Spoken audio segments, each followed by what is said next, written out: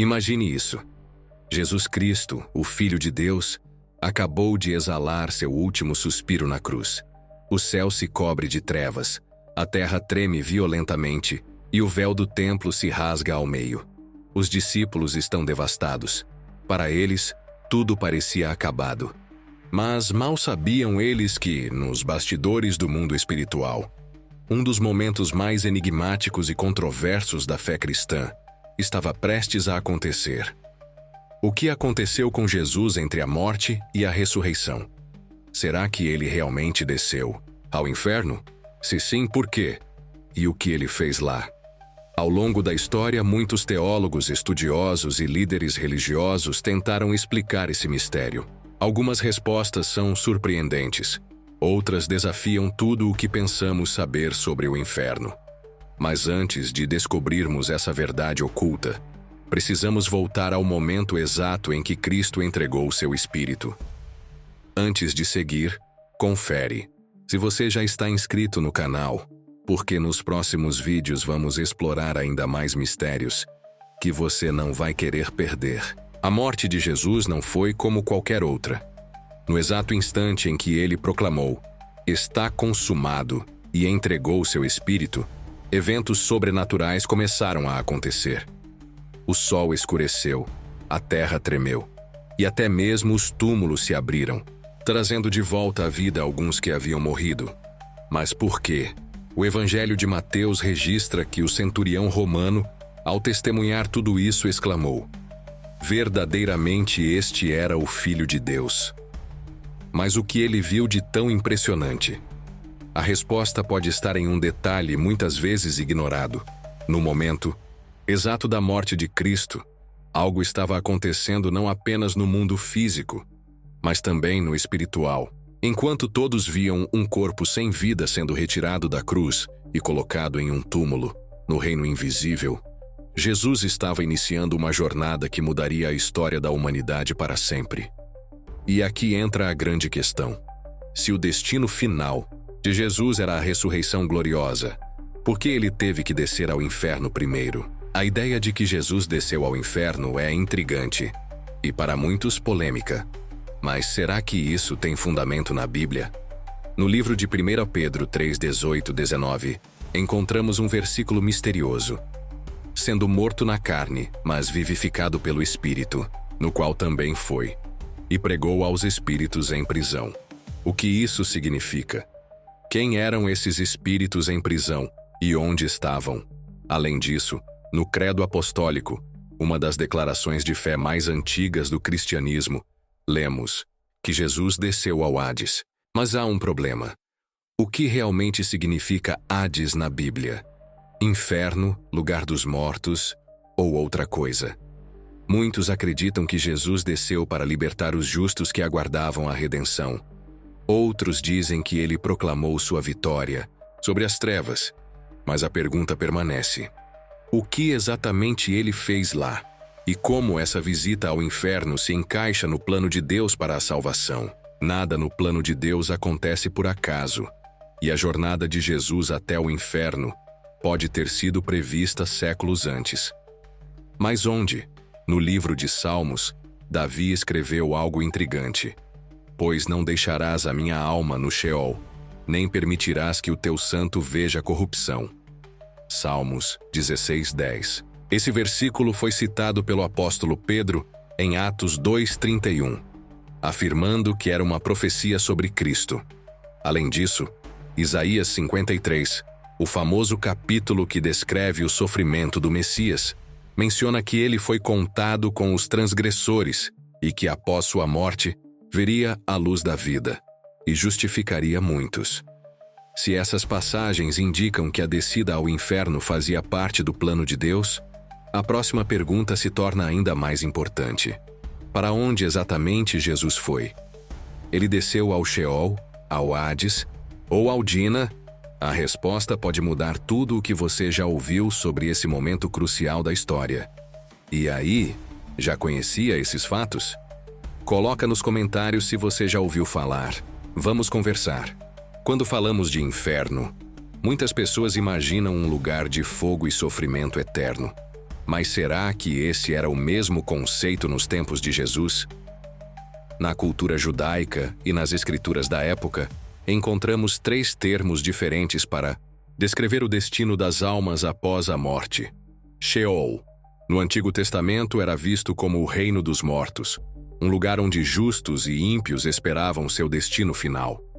Hades, no Novo Testamento grego, corresponde ao Sheol e era considerado um local temporário antes do juízo final.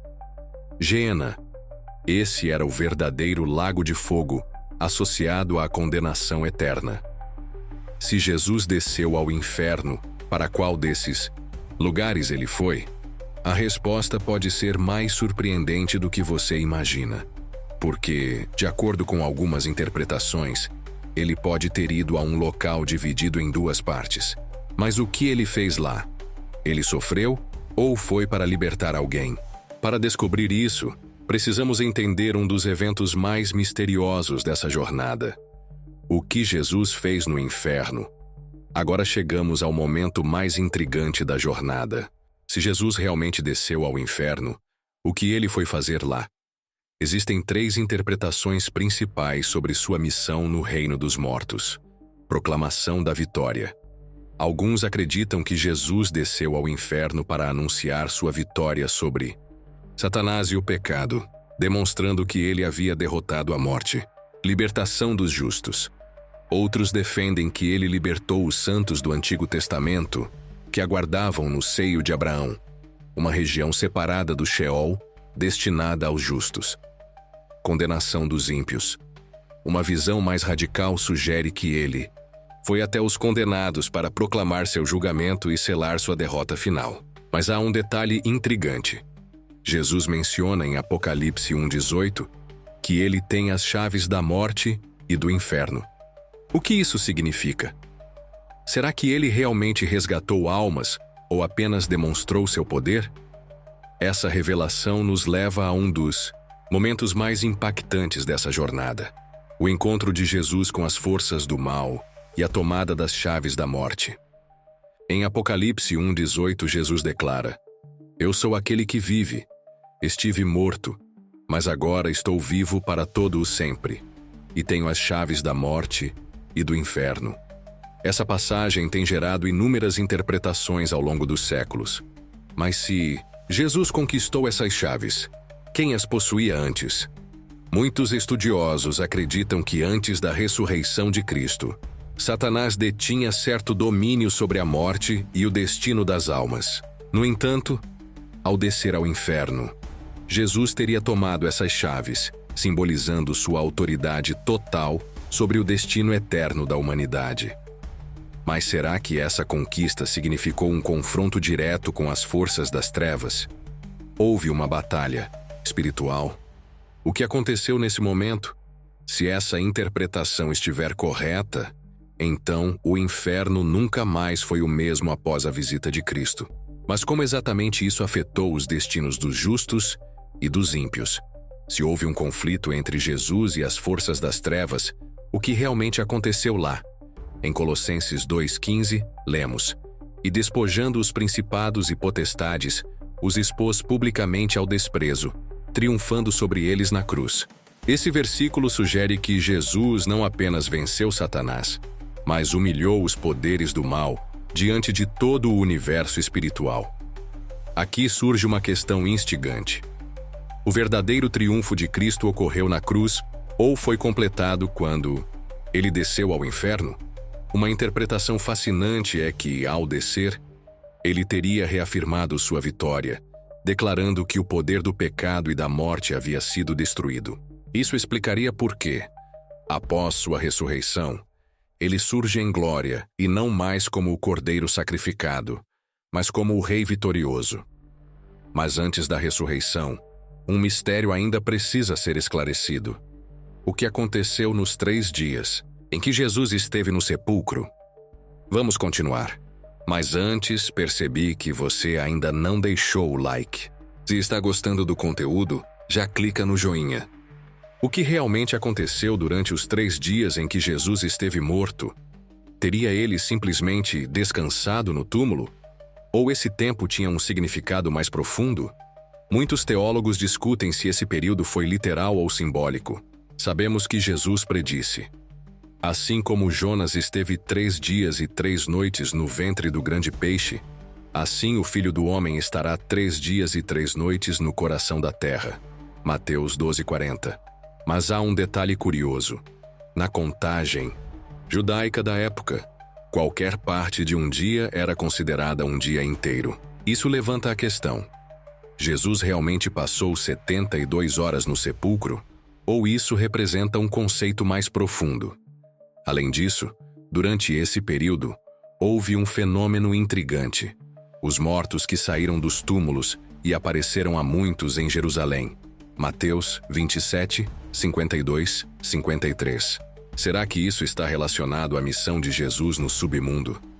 Mas a maior questão é: o que marcou o fim dessa jornada? O que realmente aconteceu no momento exato da ressurreição? Na madrugada do 3º dia, algo inexplicável aconteceu. O túmulo foi encontrado vazio, e os guardas romanos ficaram aterrorizados. Mas o que realmente aconteceu no instante exato da ressurreição? O Evangelho de Mateus relata um detalhe impressionante. Houve um grande terremoto, pois um anjo do Senhor desceu do céu e, indo até o sepulcro, removeu a pedra e sentou-se sobre ela. Mateus 28:2. Esse terremoto foi apenas um fenômeno físico? Ou houve algo acontecendo no mundo espiritual? Outro detalhe curioso: Jesus ressuscitou com um corpo transformado. Ele podia atravessar paredes, mas ainda carregava as marcas dos cravos. Como isso era possível? A ressurreição foi mais do que um retorno à vida.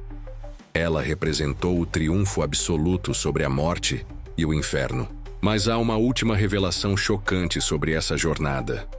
O que Jesus fez imediatamente após sua ressurreição? Após deixar o túmulo, Jesus poderia ter ido diretamente ao templo ou aparecido diante de Pilatos para provar sua vitória. Mas ele fez algo completamente inesperado. Ele apareceu primeiro para Maria Madalena, alguém que na época não teria qualquer credibilidade como testemunha. Por que Jesus escolheu uma mulher como a primeira mensageira da ressurreição? Além disso, o Evangelho de João nos dá um detalhe curioso. Quando Maria ouviu, Jesus disse: não me toques, porque ainda não subi para meu Pai. João 20:17. O que isso significa? Para onde ele precisava ir antes de se apresentar aos discípulos? Alguns estudiosos sugerem que Jesus pode ter subido ao Pai para completar um ato no santuário celestial. Outros acreditam que ele ainda estava cumprindo sua missão pós-ressurreição na Terra. Mas há um último mistério que pode mudar tudo o que sabemos sobre essa jornada: o destino final daqueles que estavam presos no submundo. Se Jesus realmente desceu ao submundo e libertou os justos que estavam no seio de Abraão, o que aconteceu com eles depois? Uma teoria intrigante sugere que, após a ressurreição, essas almas foram levadas ao paraíso celestial. Isso poderia explicar a visão de João em Apocalipse, onde vemos uma grande multidão de justos diante do trono de Deus. Outra teoria sugere que essas almas permaneceram na Terra por um curto período, o que poderia estar relacionado àquele misterioso evento em Mateus 27, 52, 53, onde muitos mortos foram ressuscitados. Seja como for, uma coisa é certa: a jornada de Jesus ao inferno não foi um detalhe insignificante, mas sim um dos momentos mais profundos e impactantes da história espiritual da humanidade. A descida ao inferno não foi um fracasso, mas sim uma missão de conquista e redenção. E agora que você conhece essa história como nunca antes, fica uma última pergunta: o que essa revelação significa para nós hoje? Agora que percorremos toda essa jornada, entendemos que Jesus não apenas morreu e ressuscitou, ele redefiniu o destino da humanidade. Sua ida ao inferno não foi um castigo, mas uma missão. Seu retorno não foi apenas uma vitória pessoal, mas a libertação de todos os que nele creem. Se ele tem as chaves da morte e do inferno, então aqueles que estão com ele jamais serão vencidos por essas forças. Mas há um detalhe crucial: Essa vitória só tem efeito na vida daqueles que decidem seguir Cristo. A grande questão agora é: você já tomou essa decisão? Obrigado por assistir até aqui. Não se esqueça de se inscrever para continuar recebendo mais conteúdos incríveis como esse.